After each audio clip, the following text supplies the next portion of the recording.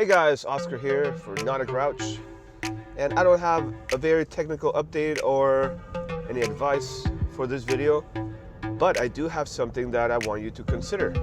That is Bitcoin.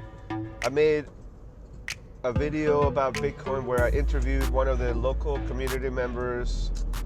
He's actually a community leader because he runs a meetup, Orange County Bitcoin Network meetup, which I really recommend you go and check it out. But I really want you to consider Bitcoin and cryptocurrency as something that you should learn about. Cryptocurrency and the underlying infrastructure that makes it work is really changing the way the internet works in a lot of different ways. Whether Bitcoin itself turns out to be a very, very lucrative, channel if you buy it or not, it's really not the point.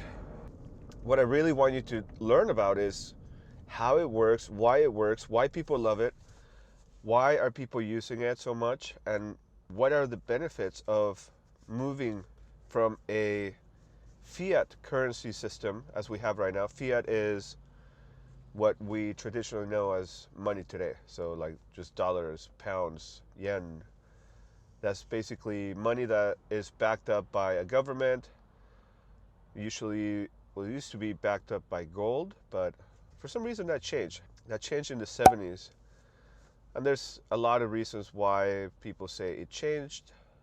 I'm not well versed on that, so I won't tell you why it changed. But it used to be that you could say, hey, there's so much gold here, and therefore our money is worth this much.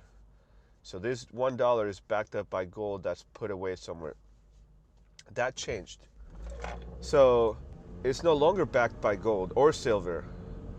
With that said, really, money is just not backed up by anything except for trust. The Federal Reserve tends to print money whenever they feel like it. So it's no different than Bitcoin right now. Bitcoin is backed by trust and by value. So if I agree that you can give me a service that is worth, if I agree that your service is worth the X amount of Bitcoin, then we do that transaction. You give me that amount of Bitcoin, I give you that amount of Bitcoin, and you provide the service. Just like it is right now with a dollar. I give you $100, you come clean my house. Or I give you $5, you give me a drink. So that's exchange of value.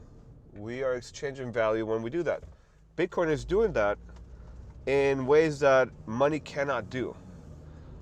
I can send you the equivalent of, $5,000 across the world in a matter of 10 minutes, and I don't have to pay any bank, any wire fees. You don't have to pay any receiving fees. There's no PayPal to say, oh, I want 3% of that. There's no merchant transaction. There's a tiny, tiny little transaction that allows you to, or that is required for that transaction to complete, but it's so little. I think there was some huge amount transferred recently, maybe billions of dollars, maybe $1 billion or something, and the amount that it costs to do that transfer, I think was like $30. I could be completely wrong, but the numbers are unbelievable. There's no way that you could do that right now with regular money. If I wanted to send you a wire of $50,000, it's going to cost me a few $100. That's after we go through all the red tape of verifying my account, verifying your account, talking to the banker, probably having to go to the bank branch to do all that. And then it's going to take maybe a day or so to get through and verified and all that. I know that those things are improving as well, but Bitcoin has been doing that now for 10 years or more, and it basically just works. And they are working on making it even faster, so to the point where you will be able to purchase like a cup of coffee with Bitcoin. Now, if you watch the interview, Steven says do not use your Bitcoin right now. Just hold on to it. Basically stash it. Because he believes that it will skyrocket in value over the next 2 to 4 years. And we're not talking like double value, triple value. We're talking tens, maybe even hundreds of times up in value. Some people predict $100,000. Some people predict $500,000.